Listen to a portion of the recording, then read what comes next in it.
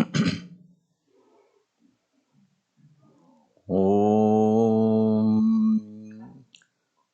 भद्रं कर्णेभिः शृणुयाम देवाः भद्रं पश्येमाक्षभिर्यजत्राः स्थिरैरङ्गैस्तुष्टुवागुंसस्तनूभिः यशेम देवहितं यदायुः स्वस्ति न इन्द्रो वृद्धश्रवाः स्वस्ति नः पूषा विश्ववेदाः स्वस्ति नस्तार्क्ष्यो अरिष्टनेमिः स्वस्ति नो बृहस्पतिर्दधातु ॐ शान्तिः शान्तिः शान्तिः. May we hear only auspicious sounds with our ears. With our eyes, may we see only auspicious sights. With all our sense organs of perception, jnanendriyas, may we perceive the divine presence in all and everything. With all our sense organs of action, karmendriyas, may we perform all our actions as offering and worship of the Lord. In this way, with a strong body, with a pure mind and fit sense organs, may we spend the rest of this life granted to us by the Lord in such a way that we always please the Lord actions. May the blessings of the Lord in all His manifestations be upon us all always. Om peace. May there be peace and joy in our hearts. Adhyatmika Shanti. May there be peace and harmony amongst all beings, Adi Bhautika Shanti, and may there be peace everywhere in nature, Adi Daivika Shanti. Good morning and welcome to this Sunday service. Today is a very auspicious day when we celebrate the birthday of Swami Niranjanananda Ji Maharaj. As you know, he was one of the Ishvara Kotis. Ishvara Kotis are ever perfect beings who come down to the earth when an incarnation comes down to help in his mission. So we offer our great reverence and namaskar to Swami Niranjananda Ji Maharaj and continue with our study of the teachings of Sri Ramakrishna in 8 aphorisms composed by Swami Harshananda Ji Maharaj.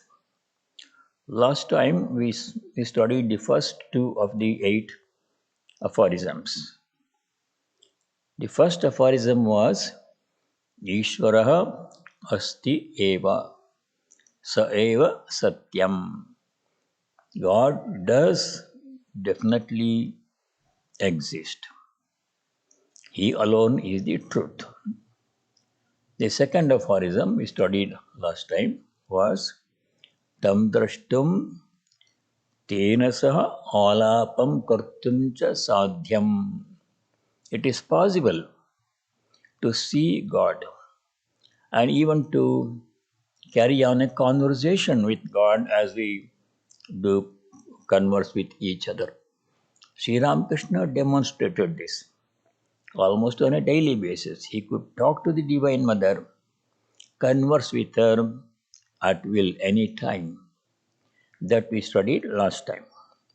The third aphorism is the goal of life is to realize God.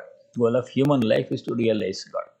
The aphorism is Ishvara darshanam sakshatkarascha jivanasya uddhe lakshyam. Lakshyam means goal.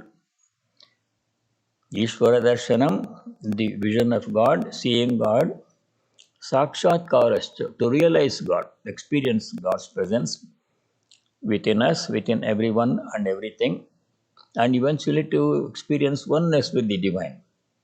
That is the goal of human life. It is only from the human platform that we can know the divine. Any other being other than human being does not have this faculty, this ability to know God. Only human beings. That is why human life is extolled as the most precious gift that one can have. Shankaracharya, in his famous verse in the Vivekachudamani, which many of you know very well, has said that three things are extremely rare. They accrue to one only by the grace of God. Durlabham Trayamevet Devanugraha Hetukam. What are the three things? First thing is Manushyattvam, human birth. If you are born as any other being, animal or plant, even as a Gandharva, Deva, it's not possible. You have to come down to this human plane. Only from the human life can we reach God. Manushyattvam. Second thing is Shatvam. Many people, most people, human beings, they are decent, good human beings, but they don't have the strong urge to know God. They are happy with this worldly accomplishment. They are not bad people, but they are satisfied with what the world has to offer. Success, fame, property, possession, enjoyment, entertainment. With that, they are happy. But rare indeed are the people who want to know God and want to know God with great yearning. A mild desire to know God, many people have, but the yearning must be so strong, as if one person's hair has caught fire. He has to find a solution. We have to know God. That intense urge to know God, mumukshitvam, is also very rare. It happens only by the grace of God. Mumukshitvam. And a third thing, rare gift that accrues only by the grace of God is Mahapurusha Samshrayaha, the company and guidance of a holy person, holy company. This is very essential in human life. We will come to that later. Now, the third aphorism, to see God and to realize God must be our goal of life. We may accomplish any other thing, many other things in the human in the worldly endeavors, success, fame, property, possession, enjoyment, all that we can do. But if we don't do this one thing, realization of God, then our precious gift of human life will have been squandered. We should not squander away this most precious. The other two gifts also we have. Mumukshitvam we have, and we have Purusha Samsraya, a fantastic facility we have. In spite of all these things, if we don't reach the goal, we are wasting our lifetime. So that's what Sri Ramakrishna said. According to the traditional view, Sanatana Dharma view, there are four goals of life. You are familiar with those: Dharma, Artha, Kama, and Moksha. Two of these, Artha and Kama, that means generation of resources, earning money and wealth, and enjoyment, Kama. Kama that is not opposed to Dharma. In the Gita, 7th chapter, verse number 11, Bhagavan Sri Krishna says, Dharma aviruddho bhuteshu kamosmi bharatasya. Which are not opposed to Dharma, they are okay, we can fulfill them. But in a dharmic way. Dharma is the basis, foundation for all of life, whatever we do. So these two things, worldly success, enjoyment, fame, etc., artha, kama, wealth, etc., they are called abhyudaya. Most people are interested in that one, strive for that one. But there is another goal, moksha. Moksha means the freedom from all limitations, freedom from all suffering, and freedom from the cycle of birth and death, cycle of transmigration. The total freedom and freedom from all limitations, and even eventually merging with the divine, which is our true nature. We are the divine even now. We always been. We have not been anything else. But we don't know that one. Our knowledge is enveloped by ignorance. So that ignorance has to be removed, and then the truth will reveal itself to us. Oh, always been. I never knew that God was within me all the time. Only I did not know. That realization will come. That is the goal of life. If we don't do that one, no matter what else we do and how much else we do in worldly endeavors, is of not much consequence. The precious gift of human life will have been wasted. That is what Sri Ramakrishna taught. Abhyudaya Nishreyasa. The liberation or moksha is called Nishreyasa, the highest good. In the whatever Sri Ramakrishna taught is all in conformity with the scriptures, what the scriptures teach. Not only what he taught, what he experienced, everything is in conformity with the scriptures. Whatever he said, whatever he experienced. In the Bhagavad Gita, Sri Krishna says this one, rare indeed is a person who even strives to know God. This is in chapter 7, verse 3. Bhagavan Sri Krishna says, Manushyanam sahasreshu kaschidyatati siddhaye. Of thousands of people, one rare person indeed even strives for liberation, thinks about God, God realization, tries for that one.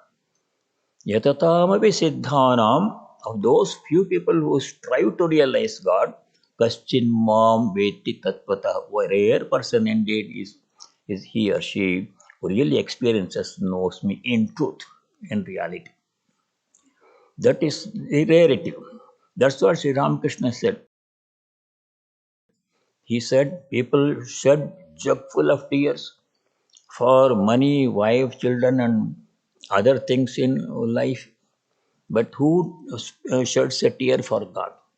He said, if you cry for God for one day, you will realize God. So rare it is indeed for a person to have that vyakulata that will come at the end. The intense yearning to know God.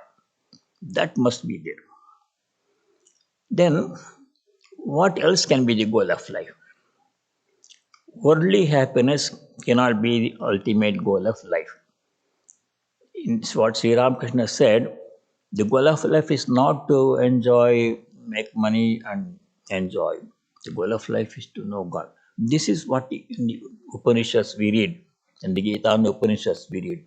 In the Kathopanishad we see how the young boy Nachiketa, young boy maybe 8, 9, 10 years old, when he was given all these gifts, worldly gifts, Yama said, I will make you a king of a large kingdom. You can choose as large a kingdom as you want. Bhumir Mahadagatanam Runishwa. As large a kingdom as you want, I will grant you.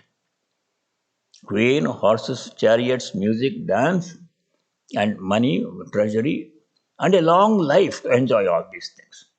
Take all these things. Don't worry about what happens after death. Sri Rama was not answering Nachiketa's third question, what happens after death, probably for two reasons. This is a young boy, very little boy. And why is he asking this very serious question? Think about this one. Let alone human beings. Why is he asking this question? Is he really asking the question to impress? Or does he really want to know the answer? That Yama wanted to ascertain. And second thing to ascertain was, if indeed the answer is given to this question, is this boy, does he have the background to understand it? Does he have the preparation to understand it? Profound question in which gods are also confused. So Yama says, oh, don't worry, you are still very young. No need to worry about death. Long time is there. And I will give all these things. Take all these things and be happy. Nachiketa no said. Absolutely no. Firm answer. Strength of conviction, courage, strength of renunciation you can see in Nachiketa's answer to Yama. Nachiketa said, I don't want any of these things. And he says, why he does not want any of these things? Why Nachiketa does not want all the kingdom and queen and horses and chariots and music and dance and long life? Why doesn't want? He says to Yama, he had the insight and the understanding, this little boy, to know that these things are not permanent. Today they are there, tomorrow they are not there. They will vanish.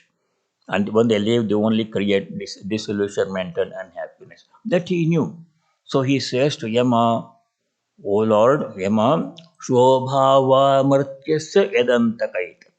Shobhava means tomorrow they are not there. Tomorrow, Swami is tomorrow. Today these things are there, kingdom, everything. Tomorrow they will disappear. Yadantakaita. Then he says, second thing Nachiketa says, which many people don't even realize. Sarvendriyanam jarayanti tejaha. These sensory pleasures, they will satisfy us only for a short time. When after some enjoying these things for some time, the acuity of the sense organs to enjoy pleasures will quickly vanish or disappear. In old age, we know we can't enjoy anything. Money is there, property there, food is there, clothes are there, car is there, grandchildren are there. We can't, because we are so much disease and old age, we can't enjoy anything. And the sense organs will quickly lose their ability to enjoy sensory pleasures. New, a little boy. And then she says, you are giving, oh Lord Yama, you are giving me a long life. No matter how long a life you grant me, it's still limited duration of time. One day I have to die. He says, Api sarvam jaivitam alpameva. No matter how long a life you are going to grant me, one day that will end. So what good is that? Finite. Tavaivavaha savandritya gite. Look at this courage of this little boy standing in front of the god of death, Yama. Anybody, if you see us, will run away. So frightening. This boy had the courage to say to Yama on his face, keep your dance and music and everything, chariot, for yourself. Give it to those who want. I don't want them. Tavaivavaha savandritya gite. Music and dance and chariots and everything, you keep. I don't want. He said this one. And then he said one more thing, very insightful statement Nachiketa makes to Yama. He says, Navittena tarpaniyo manushya. Vitta means money or wealth and other possessions that wealth can bring. All of these things will not satisfy a person. No matter how much of these you have, people want to have more. If I have a million, I want to have a billion. If I have a billion, I want to have 100 billion. Somebody else says more. There is no satisfaction. There is no contentment. These things don't bring contentment and satisfaction. Therefore, he refuses them. This is what Sri Ramakrishna said. There is no real happiness in worldly enjoyments. God realization is the only thing that gives us infinite eternal bliss, and that's the goal of life. The same, all of this is nicely, succinctly explained in 2 lines in the Bhagavad Gita. The disadvantages and limitations of worldly pleasures, which most people sing, they are very nicely explained in one verse in chapter 5, verse 22. Bhagavan Sri Krishna says, all of these sensory pleasures that come as a result of contact between one or more sense organs, one or more sense objects, that kind of happiness is useless. It only creates a disillusionment and unhappiness at the end. Ye hisam sparshaja bhoga dukhayo naya evate. Dukhayo means the source of sadness, unhappiness at the end, because they are short-lived. Adyantavantaha kaunteya, O Arjuna, they all have a beginning and an end.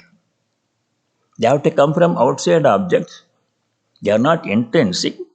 Anything that comes from outside is going to be limited in duration, in time, and in magnitude. It will go away one day.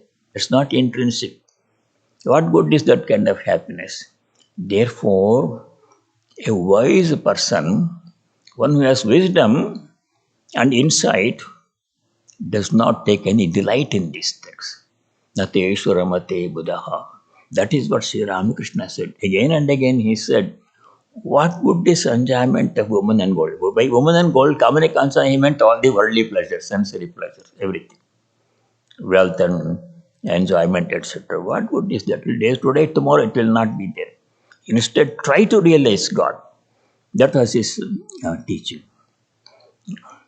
All worldly happiness comes with effort.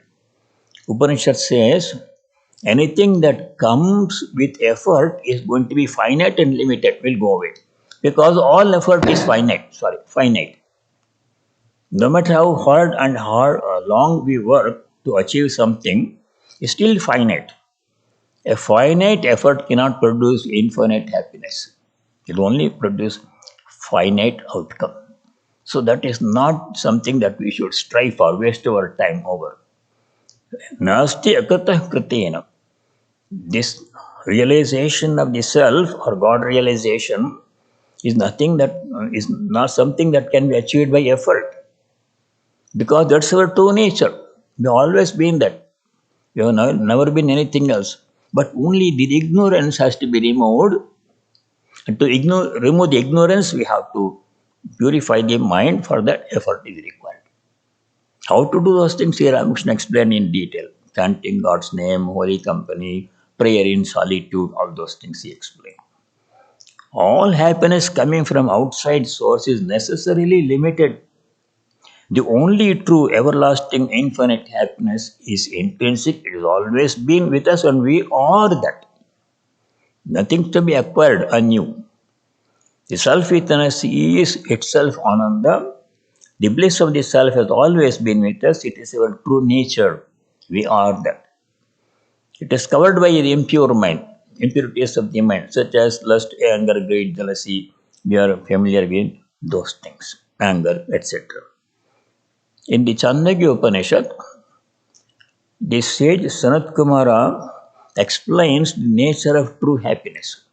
Sri Ramakrishna explained it in his own inimitable way, simple language, but that is exactly what sages have explained in the Upanishads and other scriptures. This very famous episode in the Chandogya Upanishad, where this sage Narada, himself a Devarshi, and he himself did not have peace of mind. If ordinary people like us don't have peace of mind, we have problems, that is understandable. But Narada himself had problem. He had no peace of mind. So approaches the sage Sanat Kumara and explains his problem to him. Then Sanat Kumara, it's a long chapter, I'll condense it. Sanat Kumara explains the nature of true happiness.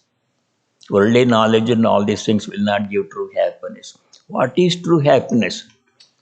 Sanat Kumara says to Narada, that which is infinite alone can give happiness. Yo vai bhuma tat sukham. Bhuman means infinite. That means self-within is infinite. Everything else is finite. Only that infinite self, which is our true nature within us, only that can give infinite happiness. Na alpe sukhamasti. Alpa means something limited, perishable. Then martyam tadalpam. That which goes away is alpa. Alpa means limited, small. The limited things that the world can offer, they cannot give true happiness. Then Narada becomes curious.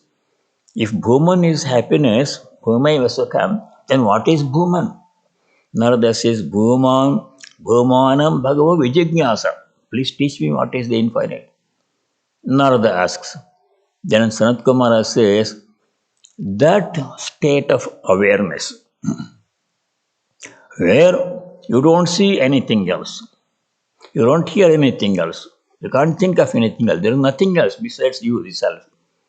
That state of awareness alone can give happiness. That is happiness. Yatra nanyat pashyati, nanyat shrunoti, nanyat vijanati sabhoma. All the other things that we see are limited. When the moment I see another object besides me, that means we are both limited. This here and this sea. That cannot give happiness. A limited thing cannot give happiness. Only infinite self can give happiness. A few months ago, maybe last year, I gave a Sunday talk on this one, where there is no other. That is exactly from this Sanat Kumara's teaching. That's what Sri Ramakrishna said. He said, practice discrimination. God alone is real, infinite, eternal. Everything else is limited. He said that one. In the Gospel, Sri Ramakrishna said, you must practice discrimination. Woman and gold is impermanent. Today it is there, tomorrow it is not. By woman and gold, he meant all the worldly enjoyments and pleasures. In his own way, he referred to all of those things as kamini kanchan. There's nothing wrong with women. Actually, Sri Ramakrishna had the highest regard for women. Somebody asked Swami Vivekananda, somebody asked him, so we hate women then? Because we kept hearing kamini kancana, you have to give kamini kancana. He said, no. After you realize God, you see all women as the Divine Mother herself. When we are in ignorance, we see women as human beings and object of pleasure, but that's not the truth. All human beings are the Divine Mother's image, Divine Mother herself appearing in human form. All the sages have said this one. In Chandi, which many of you may be chanting every day or whenever you have time, 11th chapter. Chandi is a part of the Markandeya Purana, 13 chapters of Markandeya Purana. It is also called Durga Saptashati or Devi Mahatmya. Chapter 11, verse number 6. There the Rishi, Markandeya Rishi says, all women are the images of the Divine Mother. Sriyasamasta Sakala Jagatsu. Then every woman should be respected as the Divine Mother herself. Not only teaching is there, all the leader teachers have actually practiced this in their life. Chaitanya Mahaprabhu, Swami Vivekananda, Sri Ramakrishna himself, they all worshipped their women. Shankaracharya, they served their mother. Mother is the greatest thing in life. Sri Ramakrishna arranged for his mother to stay in the upstairs Mahabhat. Downstairs, Holy Mother was staying. Every day morning he would go and talk to her, ask her how we are doing, arrange whatever was needed. Swami Vivekananda tried so hard to make some arrangement for the well-being of his mother, some kind of regular income arrangement. He eventually made that one. Chaitanya Mahaprabhu also, actually Chaitanya Mahaprabhu wanted to go to Vrindavan and stay there. But Vrindavan is so far away, he is the only son. His mother had lost all the 8 children before him. And the first wife of Chaitanya Mahaprabhu also had passed away. Another second wife, young lady is there. Mother and this young daughter-in-law, nobody else there. And the only son. And he wants to go away and become a sannyasi. So she started crying. That scene in Chaitanya's life brings tears to everybody's eyes. So sad. Chaitanya Mahaprabhu relented. He says, no, mother, I will stay near. I will stay in Puri. Whenever you want, I shall come and do what is needed. He promised. So mother has to be worshipped. When Swami Vivekananda was in Thousand Island Park, in the summer of 1895, July, August, about 7-8 weeks, he was there in a cottage. Every morning, afternoon, he used to do a class. And a lady devotee used to take down the lecture notes, and those notes are published. It's in the complete works. It's also published separately as in the Inspired Talks, small book. There, the lecture notes are arranged chronologically by date. If you go to Inspired Talks and look under July to 1895, under that date, you will see what Swami Vivekananda said about women. He said, your mother, the biological mother who gave birth to you, is the Divine Mother herself. If you want love and peace, worship your mother. This is how he concluded that lecture. So Sri Ramakrishna said the same thing. Women should be respected because they are Divine Mother herself. Not treat women as an object of pleasure. That's why he said, give up the notion that women are object of pleasure. Kamini Kanchana, give up. But respect women, worship women. That's what the teachings of Sri Ramakrishna. Then he said, discrimination. You must practice discrimination. Women and gold is impermanent. These things are today, tomorrow they will go away. God is the only eternal substance. What does a man get with money?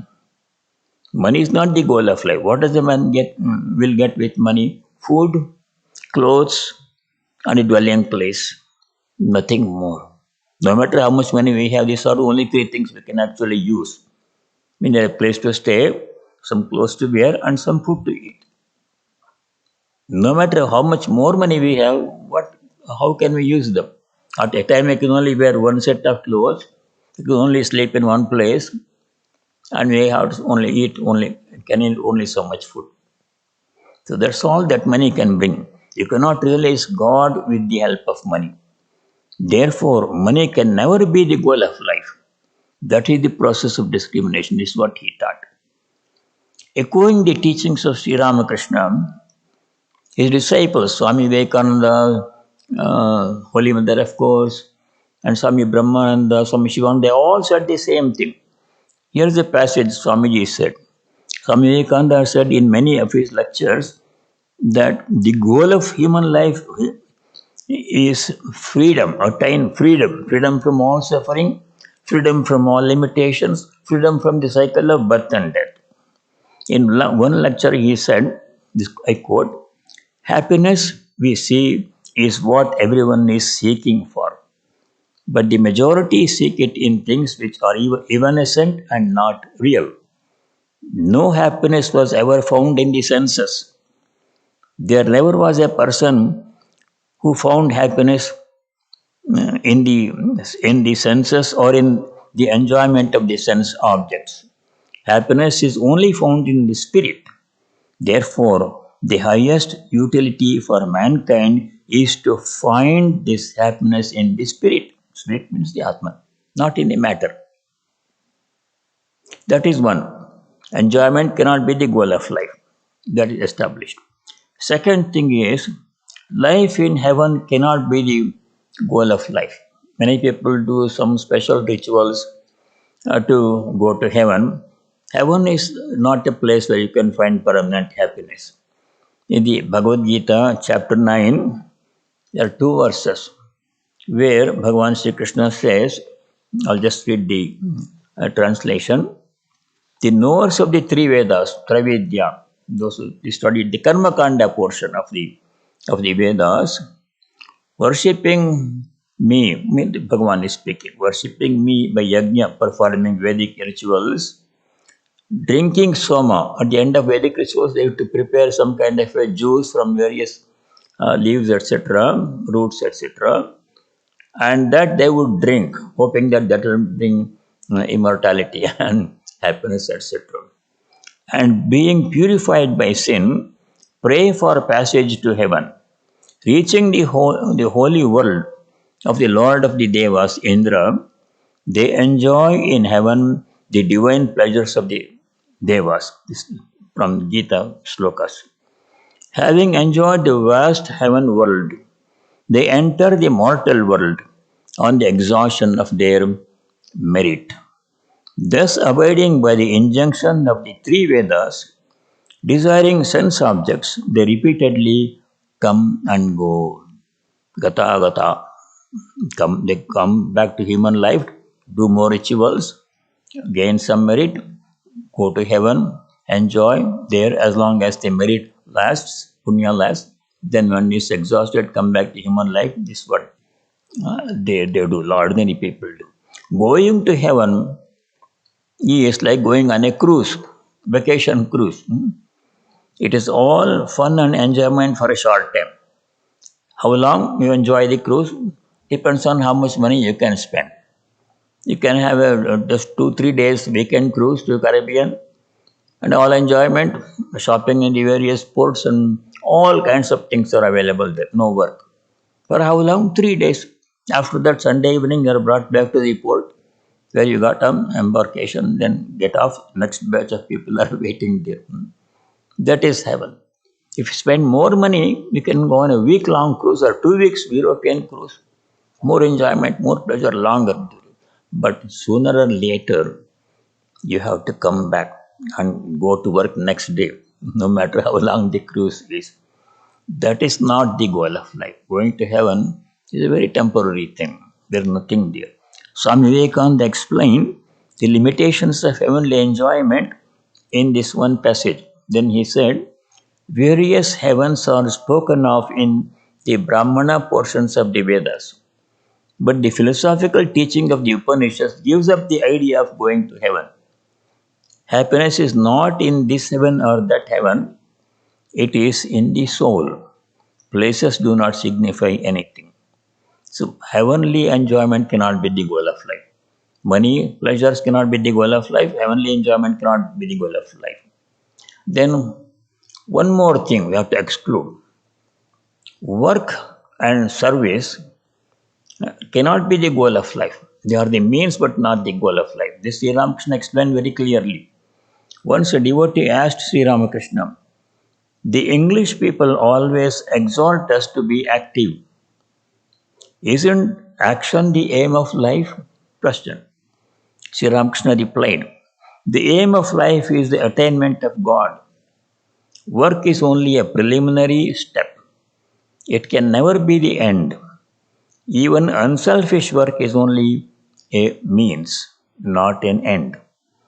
Shambhu Malik once said to me, Sri Ramakrishna in the Gospel is saying, Shambhu Malik once said to me, please bless me, sir, that I may spend all my money for good purposes, such as for building hospitals and dispensaries, making roads, and digging wells.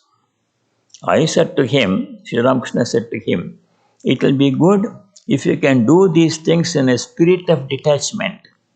But that is very difficult. Whatever you may do, you must always remember that the aim of this life of yours is the attainment of God and not building hospitals and dispensaries. Then Sri Ramakrishna continued, therefore, I say again and again that work is only the first step. It can never be the goal of life. Devote yourself to spiritual practices and go forward. Through practice, you will advance more and more in the path of God. At last, you will come to know that God alone is real and all else is illusory, and that the goal of life is the attainment of God. So, service activities, unselfish service, helping others, they're all good, but they are not the goal. They are a means to achieve purity of mind, to give up attachment. And for that, they have to be done. Then, what is the goal of life? Not heavenly enjoyment, not worldly enjoyment, not service activity and charity. What else can be the goal of life? Finally, Sri Ramakrishna says, God realization is the highest goal of human life. In the Mundaka Upanishad, the same teaching is given. We are told that one has to strive to know the Atman alone. Other things are not of much significance. Try to know the Atman alone. Knowledge of the self is the bridge to immortality. Everything that we are familiar with in this world, including our body and mind, this life is all mortal. Today it is there, tomorrow it will go away. There is no happiness in the limited, in the perishable, in the finite that we saw earlier. There, Upanishad it says, Tameva ekam janatha atmanam anyavacho vimunchatha amrutasya esha setu. That Atman, the Upanishad talk about the Atman, Brahman. That Atman, that alone you have to know. Tameva ekam. The one Atman alone is there in all that has to be known. Anya watch all other things, all other talk about worldly pleasure, what's happening, how to enjoy food and all those things. Vimunchata, give them all up. There's no substance in it. Temporary pleasure that will disappear with time. Anya watch vimunchatam. Esha means this Atman, the self, knowledge of the self. Amrutasya setuhu. Setu means a bridge. from where we are in a world of limitation. Everything is limited in this world. Our life span is also limited. From this platform where you are in a limited condition, that knowledge takes us to immortality. That's the bridge. Amritasya esha setuhu. In one of the most famous passages in the Brihadaranyaka Upanishad, I'm saying this to see how Sri Ramakrishna's teachings are all in conformity with the teachings of the scriptures, his experiences and his teachings. In the one of the most famous passages in the Brihadaranyaka Upanishad, the great sage Yajnavalkya teaches this to Maitreyi, speaking about the goal of life. Atman alone has to be known. Known means has to be realized by listening, hearing about it, by thinking about it, reflecting on it, and by meditating on that one. Other things are of not much consequence. So passage is Atma va are drashtavya Srotavyo nididhyasitavyo mantavyo nididhyasitavyo maitreyi Atmanena Atmano va are darshanena Shravanena Matya Vijnanena Idam Sarvam Viditam. The key to all knowledge, all happiness of the storehouse of all happiness is knowledge of the self. Leaving that we are looking for happiness everywhere else. We'll come to that later. So Yajnavalkya says to Maitreyi, this self Maitreyi should be realized, should be heard of. We have to hear about the self from a realized teacher. Should be reflected on, meditated upon. By the realization of the self, my dear, through hearing, reflection and meditation, all this is known. Knowledge of self is the key to all happiness, all knowledge.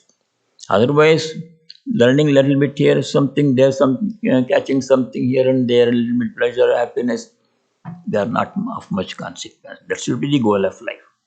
On many occasions, Sri Ramakrishna taught the vision of God is the only goal of life. I found at least the same sentence in 3-4 places in the Gospel, maybe other places I missed. Swami Vivekananda and other disciples of Sri Ramakrishna also taught the same thing, namely, the ultimate goal of human life is to see God, to know God, to experience God. Swamiji said, the ultimate goal of all mankind, the aim and end of all religions is but one, reunion with God.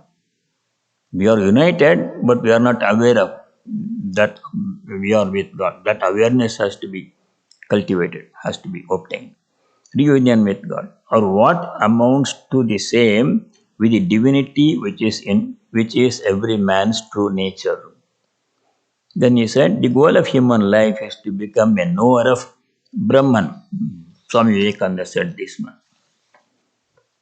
Now, before we leave this topic, the goal of life is to know God, one more passage.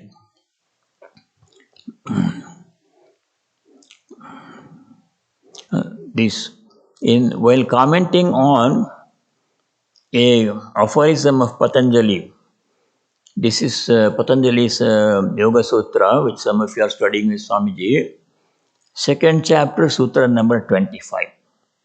While commenting on that one, Swamiji wrote this famous passage, very famous passage. Each soul is potentially divine. This goal is to manifest this divinity within by controlling nature, external and internal. Goal is to manifest the divinity. It's already within us, so never absent. But we have to bring it out, experience its presence, and become one with it. Do this either by work or worship or psychic control, Raja Yoga, or philosophy, Jnana Yoga, by one or more all of these, and be free. Freedom is the goal of life. Freedom from suffering, from all limitations, from the cycle of transmigration. This is the whole of religion. Doctrines or dogmas or rituals or books or temples or forms or but secondary details. Other disciples of Sri Ramakrishna, like Swami Brahmarupananda, Swami Swahananda, they also said the same thing.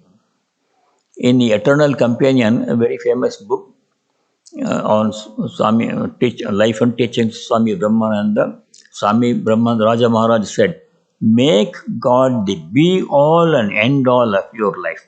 Short sentence. In the other famous book for Seekers of God, which we studied some time ago with Swamiji, Swami Shivananda said, "God alone is our goal. Life is not meant for the pleasure of the body. Realization of God alone is the goal of life. Now that you have attained this rare human birth, do not allow your life to be spent in vain. Realize the nature of the self." So all the teachers, Sri Ramakrishna and his disciples, and all the scriptures, they are saying the same thing. The goal of human life is to realize our true nature, to realize God. We are that. If we don't do that one, no matter how else and what else we do in the worldly sphere, not of much consequence. So that is the third aphorism of Sri Ramakrishna. Ishvara darshanam sakshatkarascha jivanasya lakshyam. Now there is one more aphorism we can try to do, not much time. Fourth aphorism. What happens when you realize God? Why we should worry so much about God realization? That is explained in the fourth aphorism. There Sri Ramakrishna said, this is Swami Harshananda's words, Tad darshanena sakshatkarena cha sarvam kritam sarvam praptam.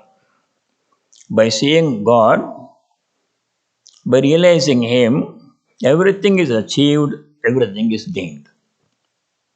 Once we realize God, there is nothing more higher than that to be achieved.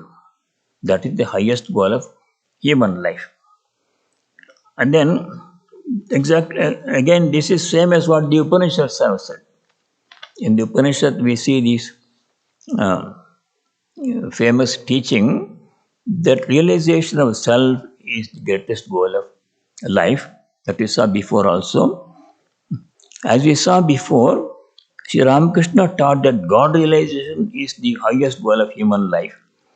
The happiness that comes from money, fame, and all worldly accomplishments pales into insignificance compared to the bliss of God realization. That's the highest. There's nothing higher than that one that remains to be achieved.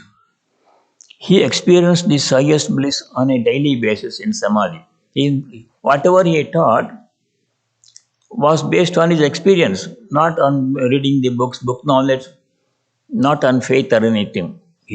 Whatever he taught is all based upon his own direct personal experience.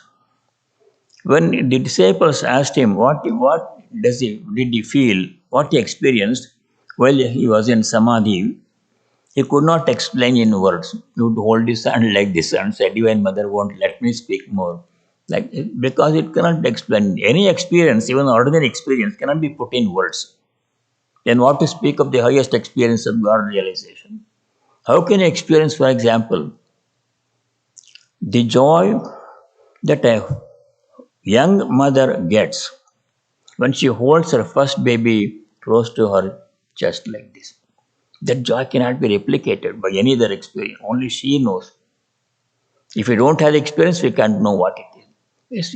We can't put experience into words, ordinary experiences. Then how to experience, how to explain in words the experience of God realization? It's not possible. That's what Sri Ramakrishna said. He said, Brahman cannot be explained in words. Only Brahman has remained undefiled by the tongue. Everything has been defiled by the tongue. So I could not put in words. Manovacham agocharam. Beyond the domain of words, beyond the domain of thought and speech. And then he said in Gospel, what happiness is there in that? By that he meant all the sensory pleasures and property, etc. What happiness is there in that? The realization of God gives 10 million times more happiness. This is exactly what the Taittiriya Upanishad says. We'll come to that a little later. 10 million times more happiness than everything that this world can give. In the Gita, Bhagavan Sri Krishna says in the 6th chapter that reaching God realization or gaining self knowledge is the highest goal that one can ever achieve. If you have achieved that one, there is nothing more greater than that, bigger than that one can achieve. In the sloka is very interesting. Yam labdva cha param labham manyate na adhikam tata. By reaching that self-realization, the knowledge of God, that is the highest that one can achieve. There is nothing higher than that one can get. Yasmin stito nadukkhena gurunapi vichalyate. Being established in that self-knowledge or knowledge of God, one remains totally unaffected by even the severest of calamities. Nothing can touch that person. Being established in that self-knowledge or pure devotion, one is not moved even by the severest of sorrows. A human being will have achieved the highest goal of life, and there remains nothing more to be achieved for such a person. In the Mundaka Upanishad, we study that when a person achieves self-knowledge, he or she merges into Brahman, the infinite ocean of pure consciousness, and becomes one with it, giving up one's individual name and form and all limitations. This is similar to what happens when a river merges into the ocean. The river, one entity, it has one particular course and it has its own name and form, limited form. When it merges into the ocean, it gives up all the limitations, its name and form, and then becomes one with the ocean, as large as it becomes the ocean itself. A very nice verse in the Mundaka Upanishad. There the Rishi says, Yatha Nadyaha Syandamanaha Samudre Astam Gachanti Namarupe Vihaya. Giving up its individual name and form and limitations, when the river merges into the ocean, it becomes one with the ocean. In the same way, Tatha Purushaha Namarupa Dimukta, seeker of God, serious seeker of God, when he reaches God, when he experiences God realization, he gives up his individual personality full of limitations, all limitations and name and form he gives up. Parat Param Purusham Divyam Upait, reaches the supreme reality, Parat Param Purusham, God, and becomes one with it and merges it and becomes infinite. That is the benefit of God realization. The highest goal of life is to know God. That's what Sri Ramakrishna said. Then the next point is, what benefit is there by knowing, by realizing God? We'll study that next time. God realization brings brings infinite eternal bliss. He said 10 million times the happiness that anything else in this world can give. That's exactly what the Upanishad says. The Taittiriya Upanishad, there is a very nice passage. We have no time to go study it now. We'll study it next time, where the sage gives an illustration, a help, an imagery, which will enable us to get a very rough idea of what great happiness we can get by God realization for transcending anything that this world can give. 10 million or more times.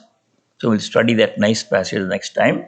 So I shall conclude by saying a closing prayer. Then Swamiji, I request Swamiji to conclude the Sunday service. Om Sarve Bhavantu Sukhinah Sarve Santu Niramayah Sarve Bhadrani Pashyantu Ma Kaschid Dukkha Bhag Bhavet.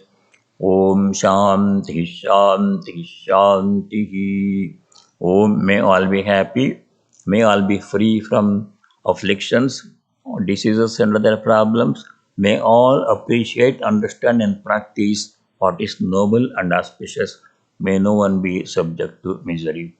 Om peace. May there be peace and joy in our hearts. May there be peace and harmony amongst all beings. May there be peace everywhere in nature. Hari Om Tat Sat. Sarvam Sri Ramakrishna Arpanamastu. Swamiji.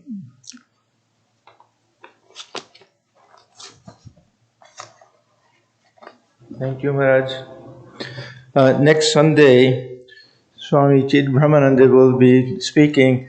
We don't know yet if it'll be in person. His plans are still not 100% fixed, but it'll be definitely shown on YouTube as usual at that time. And we'll send out a message sometime before next Sunday with our September schedule and everything. We sent out a notice about the retreat earlier. Most of you got it, I think. We would like to know the number of people who will be coming in person, because we'll also show it on YouTube and the live streaming. But we're still trying to figure out what to do about probably lunch on Sunday. The retreat will start Saturday night. We're going to try to avoid having to feed everybody in the basement, a large number of people, because of the mask issue. We're still under that mandate now with public gatherings to wear the mask. So if we know the number of people who will be attending, then we can figure out if we can have some box lunches for people or what we'll do. So just send an email. There's no registration form, there's no fee, nothing this year. Just send an email. Most of you know Swami Sarvadevanandaji. He'll be giving the retreat. There's a book called The Teachings of My Master, I think. Is that what it's called? Anyhow, it's a compilation by Swami Brahmananda himself of the teachings of Sri Ramakrishna according to different topics. And that'll be the text that will be used for the retreat. And we'll have copies available here. It's also available in a PDF version. If you just go to your Google it, do a search for it. And he'll be here until the following Saturday. He'll also be giving initiation that week. If anybody's interested in initiation, please contact me, and I can help with the arrangements for that. So the main thing is to let us know if you're just going to watch on the YouTube, you don't have to send an email. But if you'll be coming in person and we have some idea of the number, then we'll be able to figure out exactly what to do, and we'll send out an email to everybody before the retreat starts, so you'll also know. Maybe we'll request people to bring a sandwich with themselves or something like that, but we'll see. Okay, we thank everybody for observing the mask mandate and hope that this will be over soon and we can go back to things as normal. Thank you very much.